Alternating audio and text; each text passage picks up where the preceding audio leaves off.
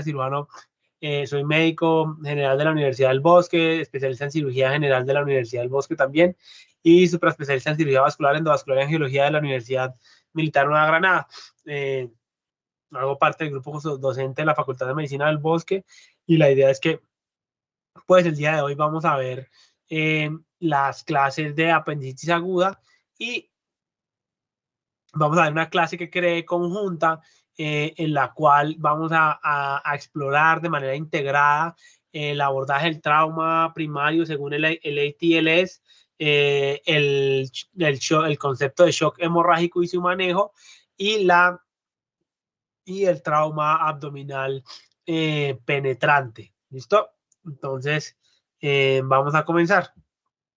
Entonces, pues, es importante que recordemos que la apendicitis aguda es la enfermedad quirúrgica más frecuente del mundo de urgencias, ¿sí? O sea, es la patología de urgencia más frecuente del mundo. Solamente por el hecho de haber nacido, todos aquí presentes en esta clase el día de hoy, tenemos un riesgo del 8% de desarrollar a lo largo de nuestras vidas apendicitis aguda, con un pico de incidencia de los 10 años hasta los 30 años, y con una mortalidad muy baja de menos del 1%, pero que por encima de los 55 años se dispara hasta un 5%.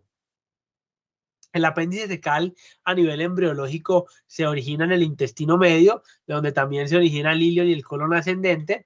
Aparece a la 8ª semana de gestación y empieza a girar sobre su eje hasta el 5º mes, o sea, hasta la 20ª semana, y de esta manera se ubica en su forma o en su posición, perdón, más frecuente, que es la posición retrocecal, hasta en un 65% de los casos.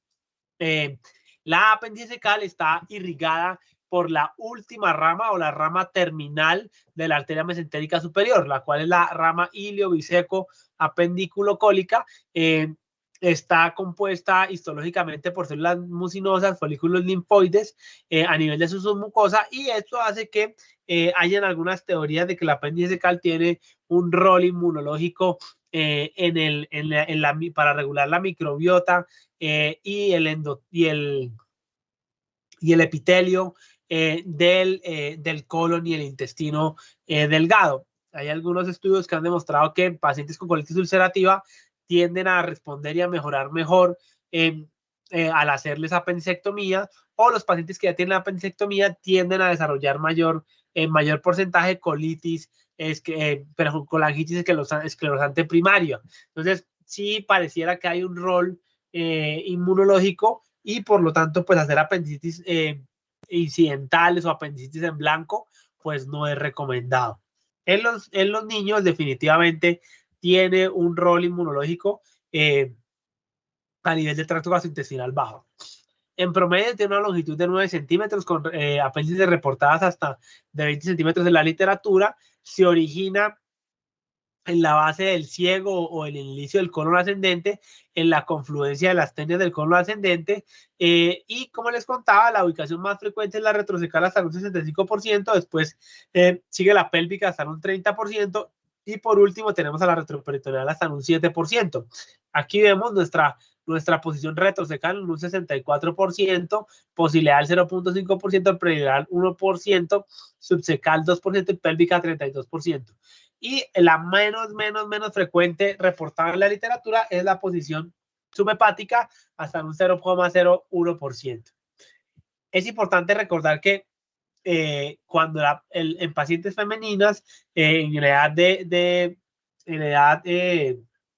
reproductiva, que están embarazadas, según la semana de gestación, el ciego y el apéndice fecal tienden a movilizarse debido al crecimiento del útero, y esto hace que el punto de McBurney, que es el punto de mayor dolor y localización del apéndice fecal en la pared abdominal, el cual es una línea imaginaria que se traza entre la espina ilíaca anterior superior y el ombligo, y esa línea se divide en tres partes, y en la unión del primer tercio con los 2 tercios proximales, ahí se encuentra el punto de McBurney, pero cambia nuevamente cuando la paciente está en embarazo.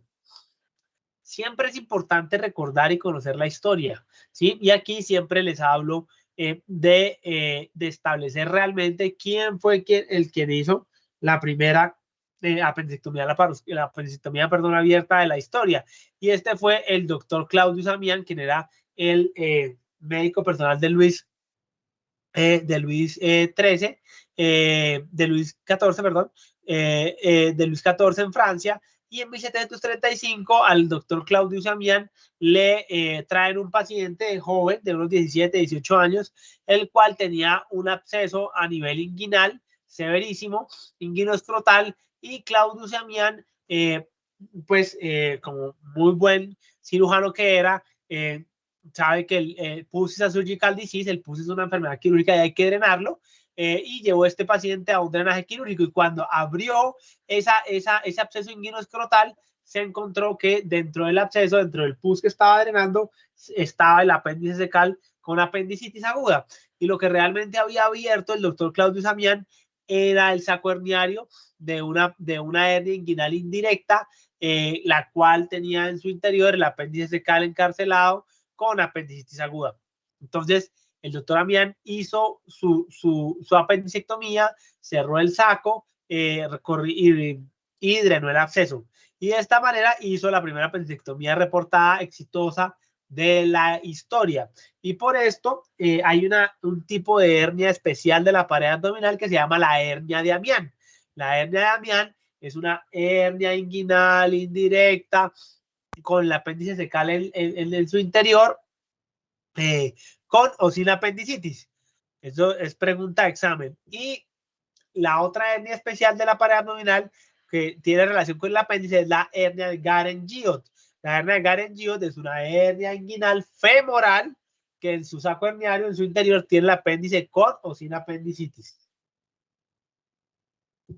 Perfecto. Continuando con esto, miren, desde el año 1735 que el doctor Amián y Claudius Amián hizo su primera apendicectomía, pasaron casi 150 años antes que se pudiera definir realmente qué era esta entidad y acuñarle un término científico. Y ahí fue cuando en 1886 el doctor Reginald Fitz acuñó el término apendicitis aguda y realizaron la primera apendicectomía perforada con el doctor Richard Hall. En 1889, Chester McBurney, quien fue quien describió el punto de McBurney que acabamos de aprender y de repasar, describió la técnica estandarizada y reproducible y exitosa de la apendicectomía abierta. Sin embargo, la mortalidad de este procedimiento era muy alta, hasta de un 30%, y solo hasta que se desarrollaron los antibióticos en 1940, esta mortalidad pudo bajar hasta los niveles que reportamos previamente del 1 al 5%. Anecdóticamente, en 1982, Cursen, un ginecólogo, lamentablemente no un cirujano, sino un ginecólogo laparoscopista, realiza la primera apendicectomía laparoscópica del mundo, y ahí empieza la popularización de esta técnica hasta convertirse al día de hoy en el gold estándar para el manejo de la apendicitis aguda. ¿Qué avances hemos tenido en estos ya casi 200 años? Hemos tenido avances en el diagnóstico radiológico, en el drenaje percutáneo del absceso periapendicular, en la posibilidad de tener laparoscopia en pacientes con duda diagnóstica, en la posibilidad de realizar cirugía por puerto único, LES, laparoscopic single site surgery, o hacer NOTES, que es Natural Orifice Transluminal Endoscopic Surgery, o que ahí están los abordajes transvaginales, transrectales o transgástricos para realizar apendicectomías. ¿Cuál es la fisiopatología básica de esta enfermedad, doctoras y doctores? Fácilmente se basa en que hay una obstrucción del lumen a nivel apendicular en la válvula de Gerlach, en la base del ciego, a nivel de la confluencia de las tenias, en donde al ocluir esa luz apendicular, pues no hay posibilidad que el moco apendicular drene de forma espontánea como debería hacerlo a la luz del ciego, y esto hace que el moco empiece a quedarse acumulado dentro de la luz apendicular, aumente la presión de forma progresiva, y empiecen, según la progresión del aumento de la presión, a colapsarse primero los vasos linfáticos, que eso nos daría una apendicitis aguda hematosa, después el colapso de las venas, que nos daría una apendicitis aguda fibrinopurulenta, y por último, el colapso de las arterias, que nos daría una apendicitis gangrenosa y posteriormente perforación, y ya las complicaciones locales, como son la peritonitis generalizada, localizada, plastrón apendicular, con o sin absceso periapendicular. La causa más frecuente en el mundo de obstrucción de la luz apendicular son los fecalitos, un trozo de materia fecal que se solidifica, parece una piedra y ocluye el lumen apendicular. Después vienen las hiperplasias linfoides, cuerpos extraños. Sí. La misma mierda. Gas. ¿Alguien tiene el micrófono abierto? Gracias. La cámara misma. Por favor, podemos ver quién tiene el micrófono abierto. Entonces, gracias. Continuando con esto, hay cuerpos extraños, parásitos como las Ascaris lumbricoides o incluso tumores apendiculares que también generan apendicitis. Esto hace que hayan tres fases básicas de la apendicitis, que son la fase hematosa, fibrinopurulenta, gangrenosa y perforada. Sin embargo, hay que saber que estas fases ya no tienen ninguna significancia clínica en estudios clínicos prospectivos ni en guías de cuidado clínico, ¿sí?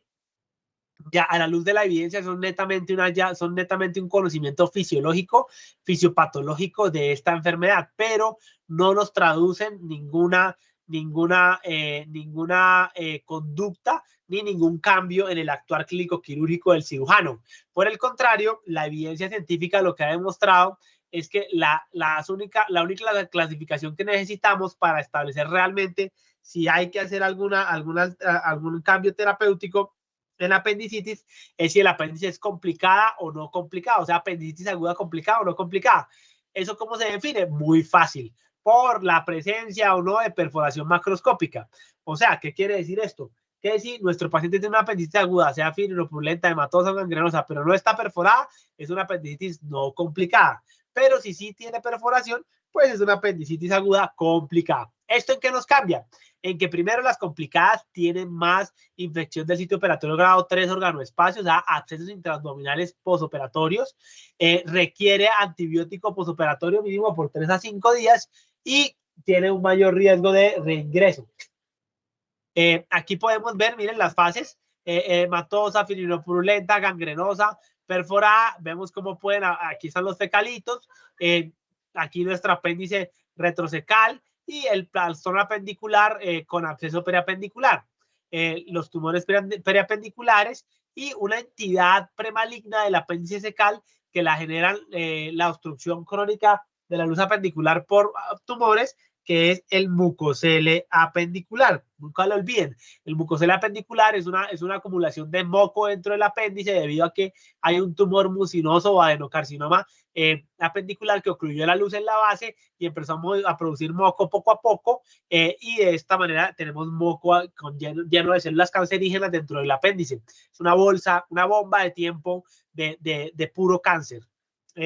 Todo mucocele apendicular es quirúrgico y la clave al momento de operarlo, pregunta de examen, pregunta de revista, es que no se debe romper. Si cae una sola gota de ese moco a la cavidad peritoneal, el paciente pasa de tener un tumor estadio 1 o 2 a tener un tumor estadio 4 de avanzado con metástasis peritoneales, que va a requerir ya no solamente una apendicectomía o una micolectomía derecha, sino que va a requerir una cosa que se llama un Sugar Baker más HIPEC, que es una peritonectomía total, radical, más quimioterapia hipertérmica y intraoperatoria. Que lo que requiere es que hay que quitarle todo el peritoneo parietal y visceral al paciente con unas disecciones súper extensas, más quimioterapia hirviendo a 62.5 grados dentro del abdomen, como si fuera un caldero, por 1 hora y después retirarla. Entonces, esa es una entidad supremamente compleja y seria. Entonces, ¿qué pasa con los pacientes? ¿Cuánto tiempo requiere una apendicitis aguda para perforarse? En promedio, después de las primeras 24 horas es cuando se dispara el riesgo de perforación, de iniciado el cuadro clínico. Está escrito que cada 24 horas el riesgo es más o menos del 16% de perforación y eso va subiendo exponencialmente. O sea que si usted tiene un paciente con 48 horas, ya tiene un 32% de perforación. Si ya tiene 3 días, ya tiene un 48%. Si ya tiene 4 días, ya va a tener un 64% de perforación, ¿sí?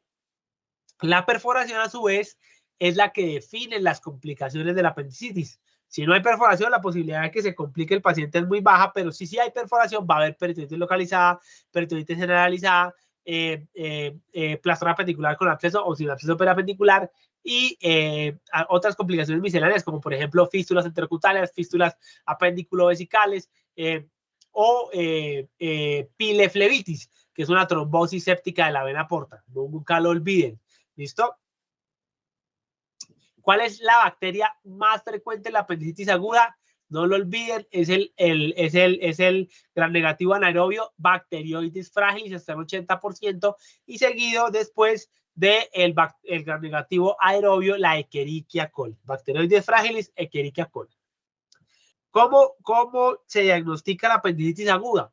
Entonces, aquí viene algo muy importante. Entonces, como se los dije, pues definitivamente la apendicitis aguda es la patología quirúrgica de urgencia más frecuente del mundo.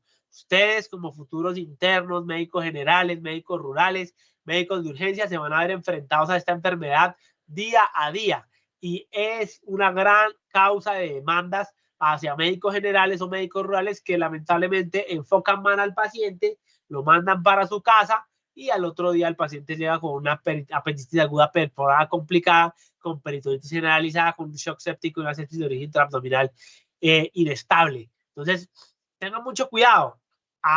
Hay que hacer introspección y aprendizaje significativo de estos temas tan cruciales porque después uno lo puede terminar pagando pues con creces. ¿Sí? Entonces, ¿cómo se debe hacer el diagnóstico? Entonces, para el diagnóstico de esta enfermedad hay un complejo de paraclínicos, examen físico y anamnesis e imágenes que nos van a permitir establecer si el paciente tiene o no apendicitis aguda y también clasificarlo en diferentes probabilidades, ¿sí? Entonces, ¿aquí qué tenemos? Entonces, basado en el tipo de dolor, que es un dolor migratorio, que inicia siempre a nivel de la región epigástrica, posteriormente migra a la región periumbilical y por último se localiza en la fosa ilíaca derecha debido a la activación tardía de la motoneurona, de la neurona aferente visceral y posteriormente de la motoneurona del peritoneo parietal, en el dermatoma 9 a 10, a nivel de la fosa ilíaca derecha.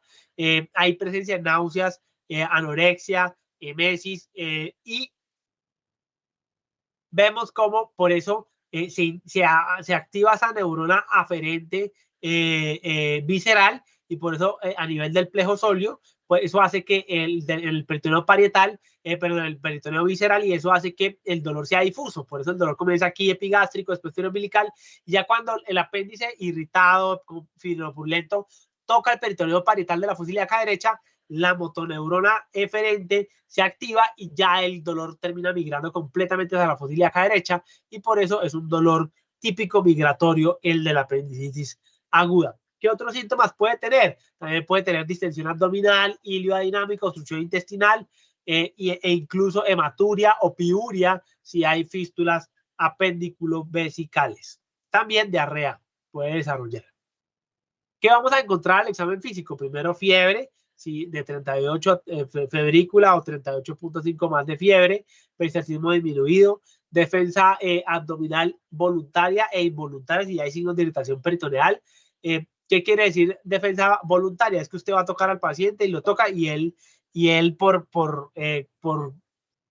voluntad propia hace contractura de los músculos de la pared abdominal y defensa abdominal involuntaria, que es cuando ya hay signos de irritación peritoneal, es cuando ya nuestro paciente desarrolla signos de irritación peritoneal y a pesar de que usted le diga que relaje la pared abdominal, no la puede relajar porque ya tiene porque ya tiene una irritación peritoneal a nivel del peritoneo parietal. Entonces, ¿qué signos clínicos al examen físico vamos a encontrar con este patrón de irritación peritoneal y defensa abdominal involuntaria? Entonces, hay descritos en la literatura aproximadamente unos 56, 57 signos clínicos de apendicitis aguda, pero aquí vamos a hablar de los cuales tienen sensibilidad y especificidad y están validados ante la medicina basada en la evidencia.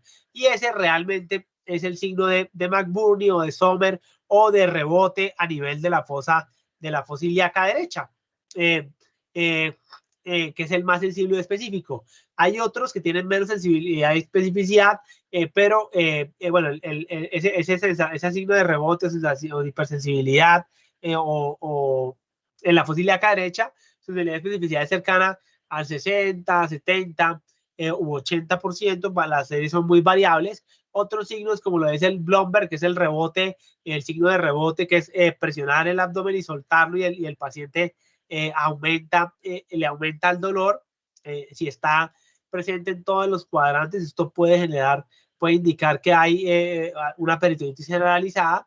El signo de Dunphy es que usted le hace palpación profunda en la fosa ilíaca derecha y le pide al paciente que tosa, que haga maniobra de Valsalva, y esto le va a aumentar el dolor. El signo de Robson es que usted le toca en la fosa ilíaca izquierda y el dolor con palpación profunda, y el dolor aumenta en la fosa ilíaca derecha. El signo del obturador es que usted le hace abducción interna al muslo, y esto genera dolor y nos va a indicar que hay un apéndice pélvico. Y el signo del Swan es que usted flexiona el muslo sobre el tronco, y esto le va a generar dolor, y esto nos indica que hay un apéndice retroquesecal, porque el apéndice está en contacto con el psoas, y cuando el psoas se mueve, pues eso aumenta la irritación y el dolor. Sin embargo, ya que pues es la patología más frecuente de quirúrgica de urgencias del mundo, pues se vio la necesidad, y muchos pensadores, muchos cirujanos científicos vieron la necesidad de que había que armar, no a los cirujanos, sino a los médicos generales, médicos de urgencias, que se enfrentaban de primera línea a esta enfermedad, y que pudieran enfocar con la mejor sensibilidad y especificidad posible a los pacientes, para evitar que pasaran esos errores que les cuento, que el paciente se fuera para su casa con un diagnóstico, con un falso negativo, y volviera después complicado. Entonces, para eso se han desarrollado varias escalas, como la de Fenju, el Ripasa, el AIR Score, el AS Score, el Alvarado Score. Todos han sido validados. Sin embargo, los que recomienda la guía de Jerusalén, que es la guía por la más importante, con la mejor evidencia posible en el mundo para el manejo y el diagnóstico de la apendicitis aguda, última publicación en el 2020. Ya este año en las guías de Jerusalén van a ser actualizadas. Yo espero que para finales de año ya esté el paper publicado, hay que estar atentos. Por cierto, al ser la patología más frecuente de quirúrgica de urgencia del mundo, también es el paper más leído y descargado del mundo. Entonces, pues en cirugía, ¿no? En cirugía. Y esto, entonces, ¿qué escala usar, doctor? Si hay tantas. Entonces, es la pregunta que ustedes pudieran hacerme, ¿sí? Pues yo recomiendo las tres que recomienda la guía de Jerusalén, que es el AS Score, el AIR Score y el Alvarado Score. El Alvarado tiene mayor sensibilidad, especificidad y mejor agudeza diagnóstica en niños. Sin embargo, también está validada en adultos, y para mí es la que más me gusta. Ya les voy a contar por qué. El AS Score tiene mejor agudeza diagnóstica en mujeres, y el AIR Score tiene más agudeza diagnóstica en hombres adultos, ¿sí?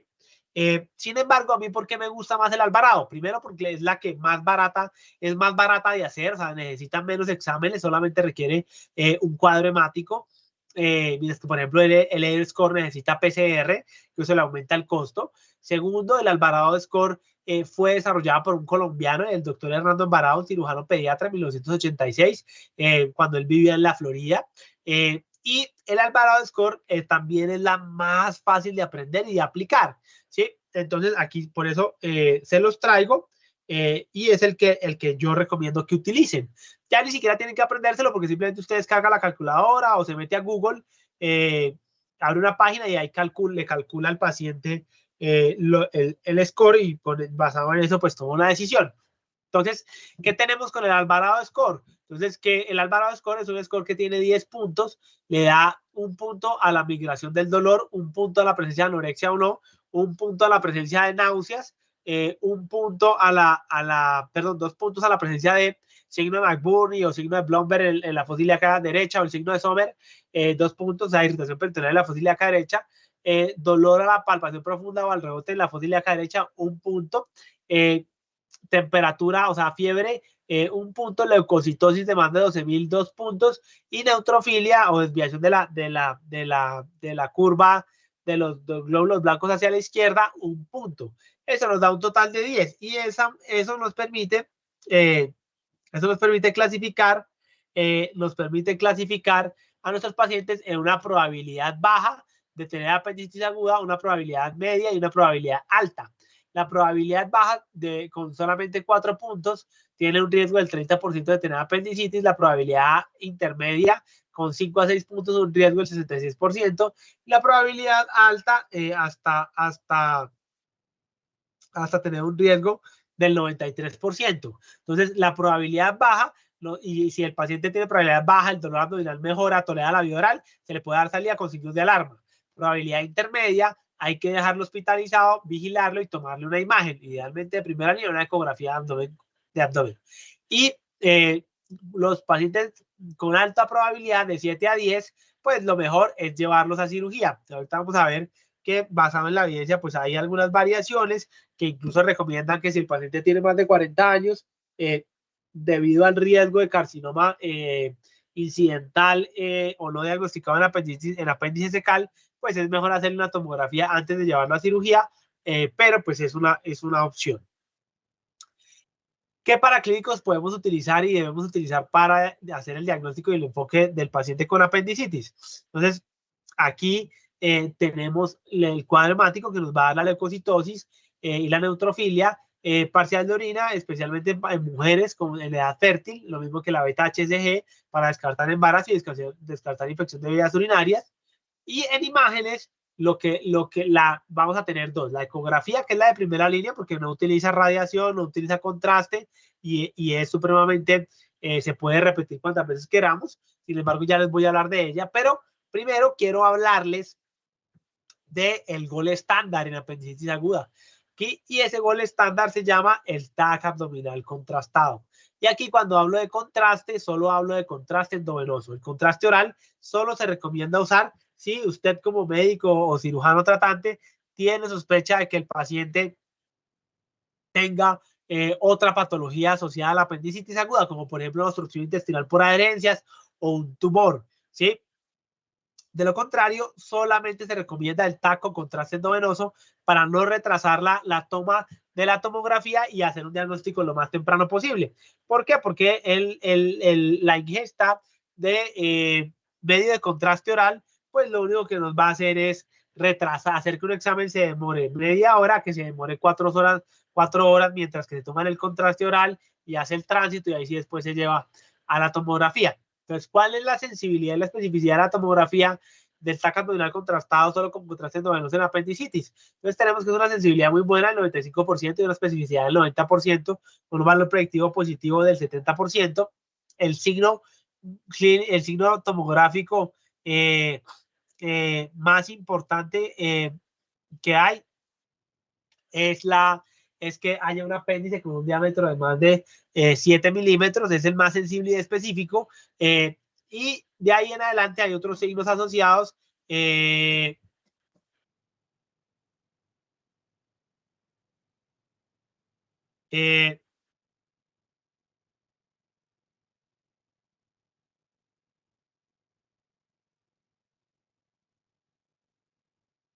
Y entonces tenemos, como les decía, entonces el diámetro mayor de 7 milímetros, más otros signos como lo es estriación de la grasa periapendicular. Miren el TAC aquí que les tengo aquí arriba: estriación de la grasa periapendicular, líquido periapendicular, ausencia de medio de contraste o de gas dentro de la luz apendicular, microneumo-peritoneo o que haya un absceso ya periapendicular.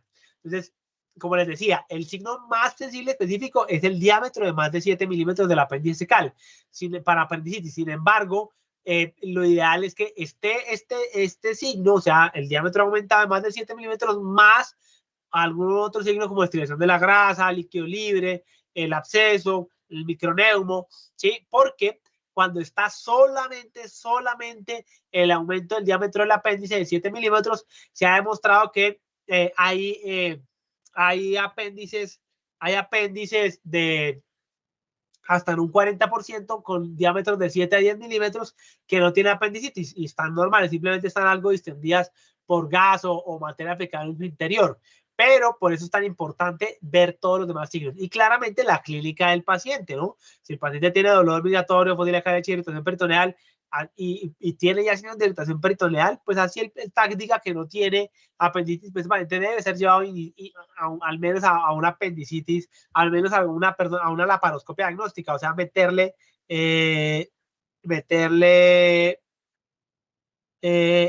la cámara y revisar que no haya ninguna apendicitis que se nos esté pasando. Entonces, eso es lo más importante.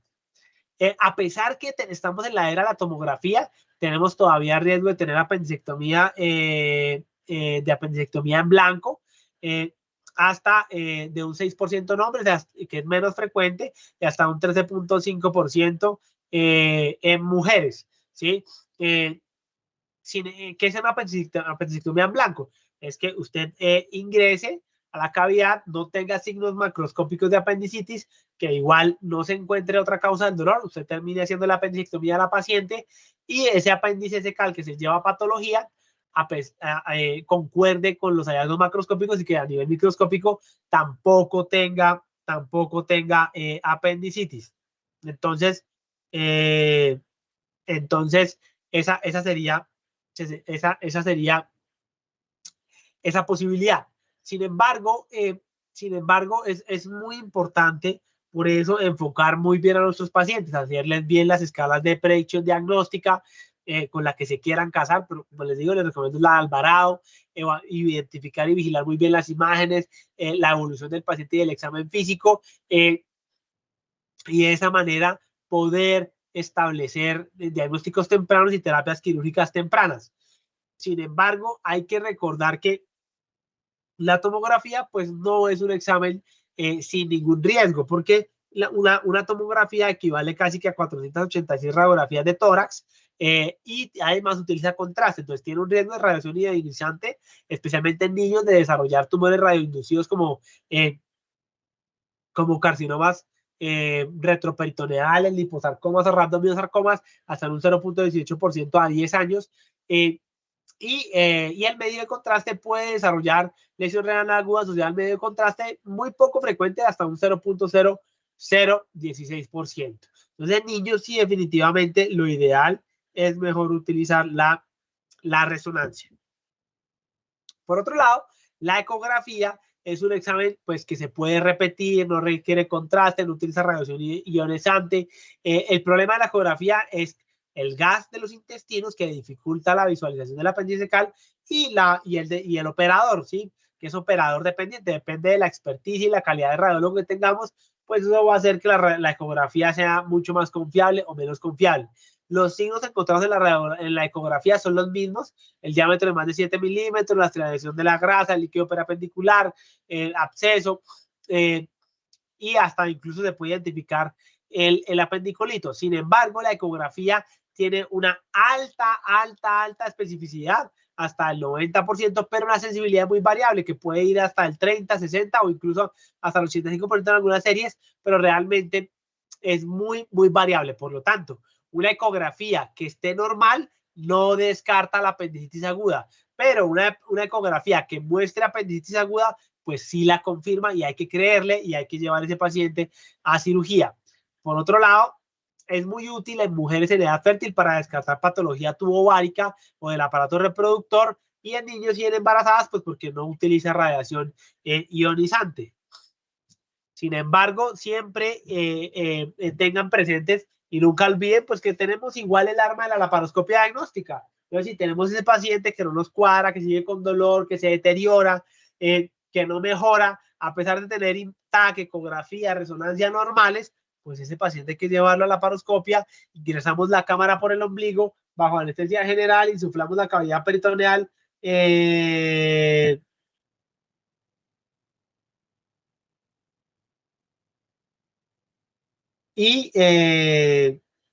con eso,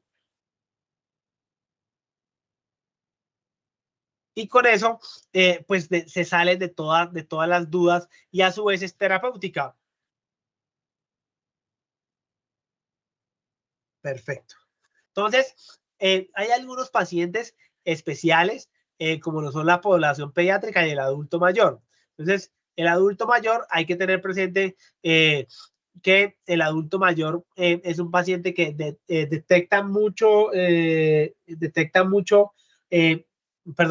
de una forma mucho más difícil el dolor abdominal y los signos peritoneales aparecen más tardíamente, consultan más tardíamente también, ya sea por el transporte, por la movilización o por otra red de apoyo que los traiga.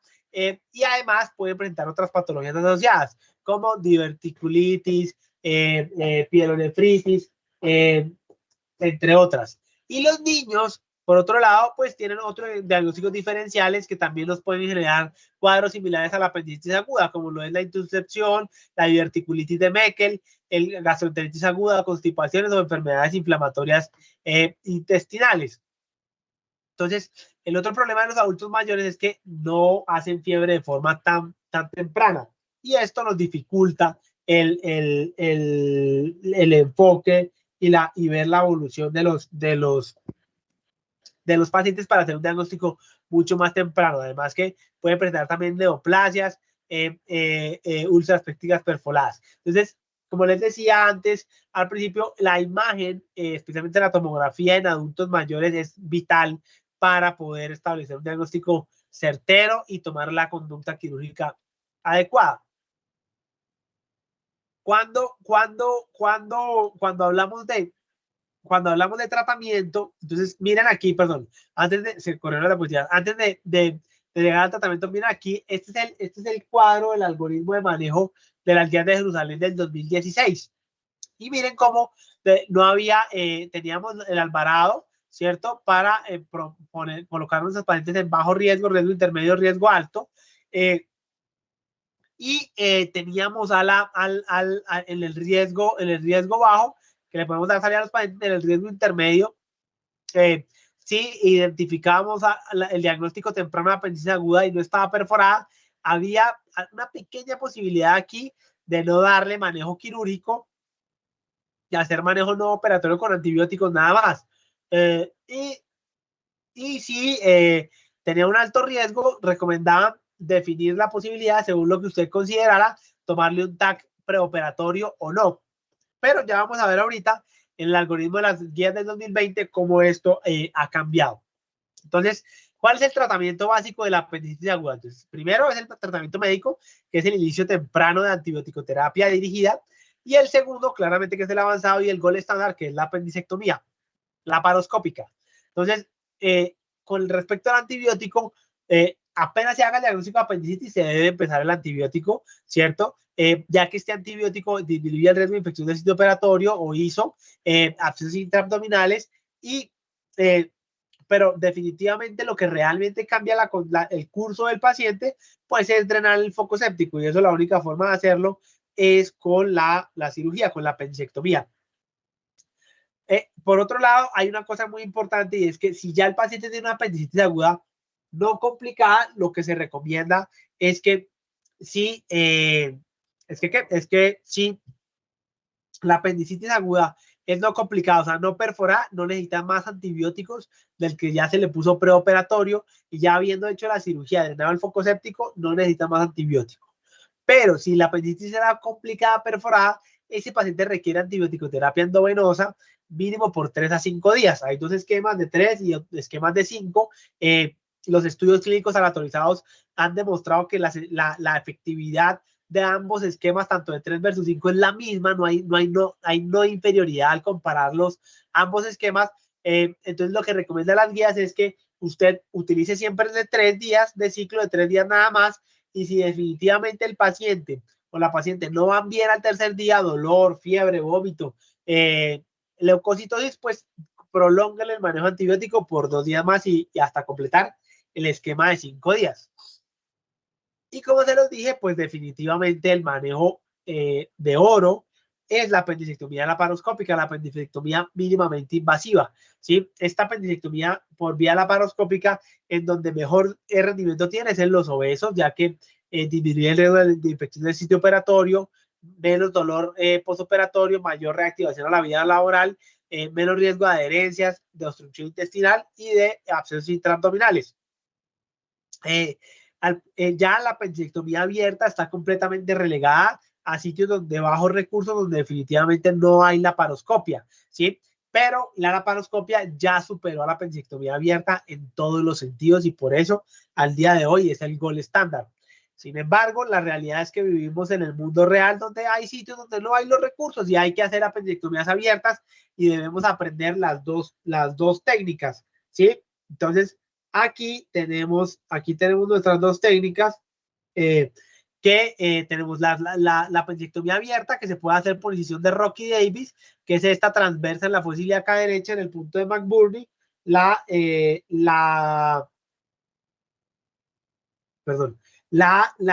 técnica de McBurney, que es hacerla por una incisión oblicua en el punto de McBurney en la fosa ilíaca derecha, ¿cierto? Y la laparotomía infraumbilical o infra y supraumbilical sifopúbica también para el manejo de la apendicitis aguda. Sin embargo, como se los decía, pues definitivamente la técnica estándar de oro es la de la apendicectomía laparoscópica. ¿Y esa técnica en qué consiste?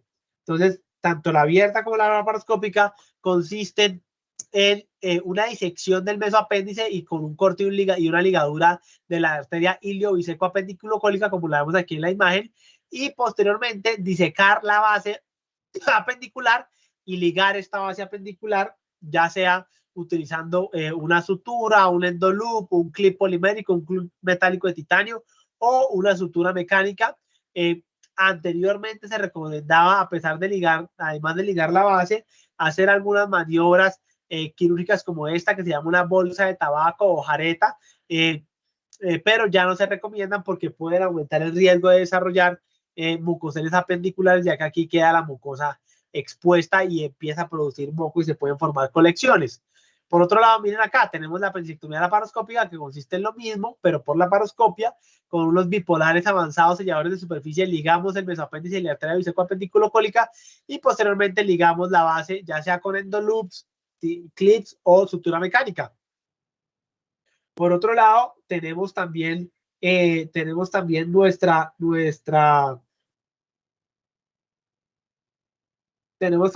apendicectomía por nodes, que era lo que yo les contaba, el Natural Orifice Transluminal Endoscopic Surgery, se realiza por vía, se puede realizar transrectal, transvaginal como lo ven acá, o transumbilical. ¿Qué ha pasado con estas técnicas? La transrectal y la transgástrica ya se abandonaron completamente por el riesgo de fístula postoperatoria, de que se abra el estómago o el recto y fugue jugo gástrico materia fecal al intestino, a la cavidad peritoneal.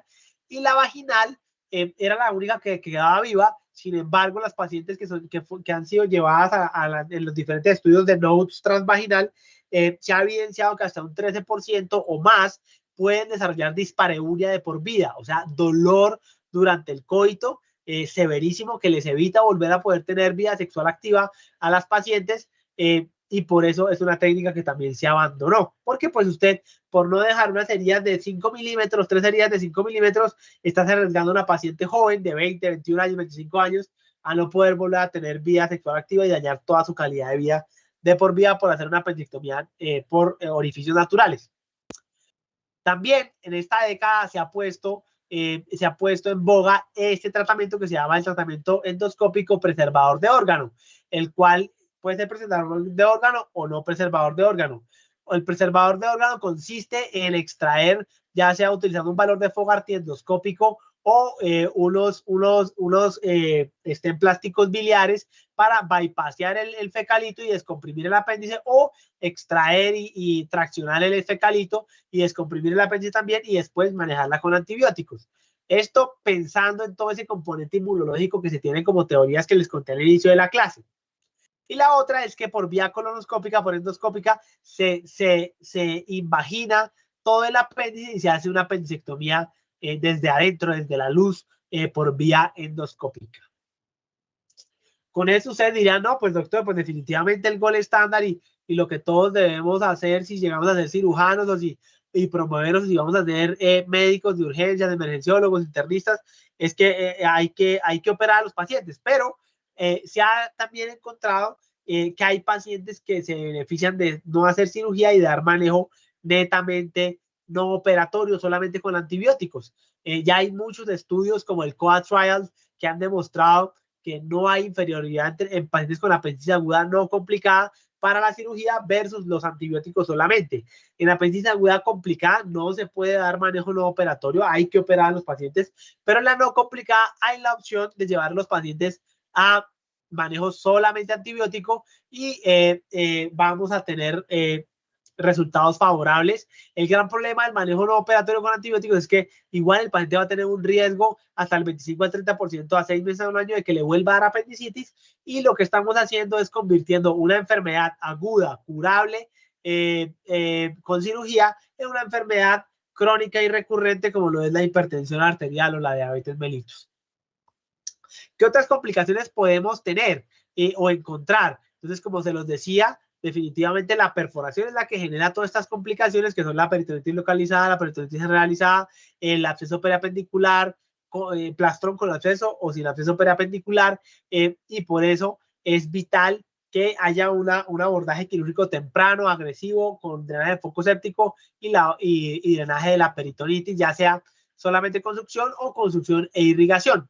Si hay absceso periapendicular, lo que se debe hacer es, depende. Si el paciente está de movilidad estable, no tiene irritación peritoneal y no está obstruido, usted le puede dar manejo no operatorio con antibiótico-terapia por 14 días, drenaje percutáneo por radiología intervencionista si el absceso es de más de 4 a 6 centímetros, y posteriormente se define si el paciente sigue con dolor leve o recurren los síntomas a hacer una apendicectomía de intervalo.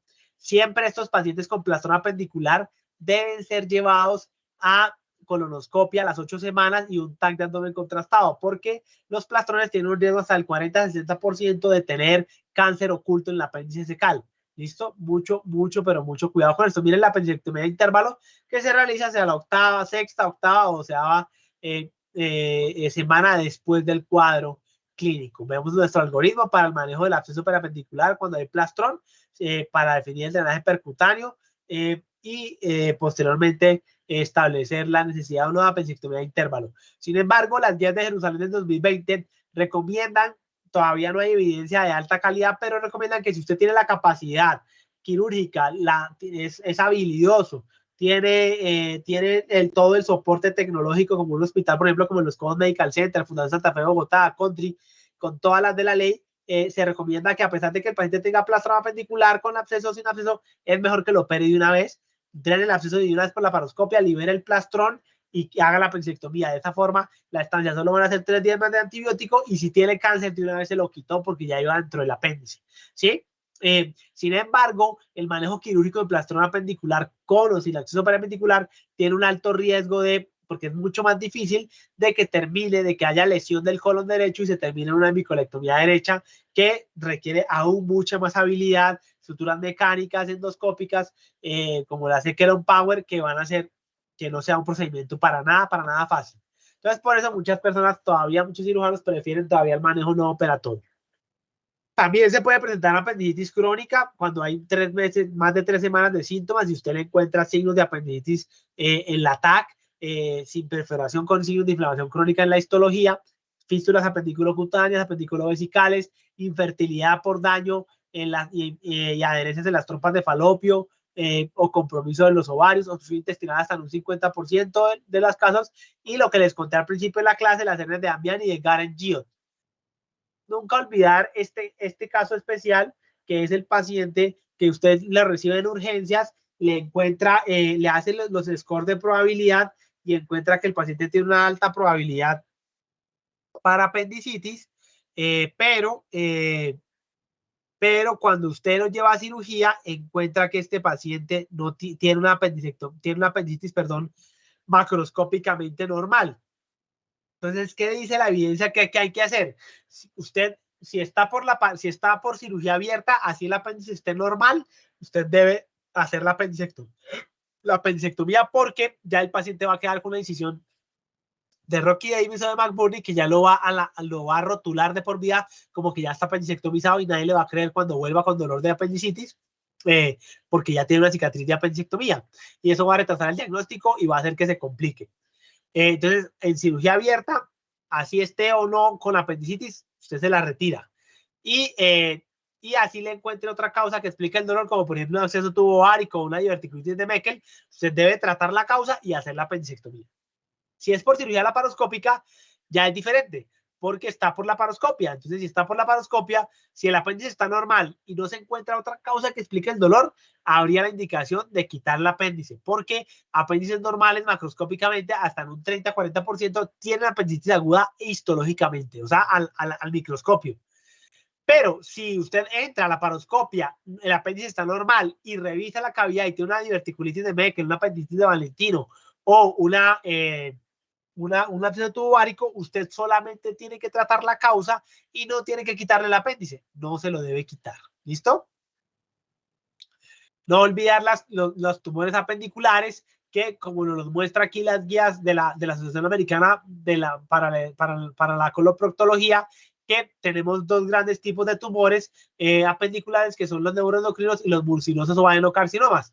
Los neuroendocrinos tienen mucha menos agresividad, solo se recomienda hacer hemicolectomía derecha si tiene una masa de más de 2 centímetros, son de alto grado, tienen invasión linfovascular o compromiso del mesoapéndice o ganglios positivos. Pero si es una mucinoso o adenocarcinoma, sí siempre debe terminar y hacer una colectomía derecha radical, como una disección de 3, para poder asegurar una resección R0 y que el paciente tenga la mejor oportunidad oncológica. Y miren acá lo que les contaba, si ya hay compromiso peritoneal o es un mucocele y usted lo revienta y compromete, hay que hacer la citorreducción máxima, que es el Sugar Baker, más el HIPEC, que es la quimioterapia hipertérmica intraoperatoria. Miren, aquí les muestro lo que les contaba, un mucocele apendicular abierto con lleno de moco, y por eso es tan importante no perforarlo. Y vemos aquí ya para terminar cómo podemos evidenciar, miren cómo ha cambiado el algoritmo desde el 2016 al 2020. Estamos esperando, como les digo, este año que salgan las guías del 2025, pero vemos como ya en el apendicitis aguda no complicada, el manejo no operatorio definitivamente está recomendado de entrada, si el paciente, y usted lo hable, el paciente lo acepta y lo define, pero si es menor de 40 años, es el ideal. Si es mayor de 40 años, tengan cuidado por lo que les contaba, que se han disparado los carcinomas accidentales o incidentales del apéndice. Entonces, darle manejo médico no operatorio y dejar el apéndice ahí puede ser peligroso. Se recomienda un TAC. Y aquí, por la misma causa, si el paciente, a pesar de que tenga alto riesgo o alta probabilidad por el score, si tiene más de 40 años, idealmente es mejor TAC y ahí sí después cirugía, o si tiene menos de 40 años, usted lo puede llevar de entrada a cirugía.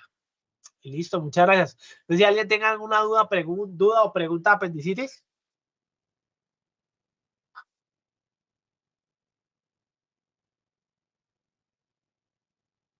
¿No? ¿Todo claro?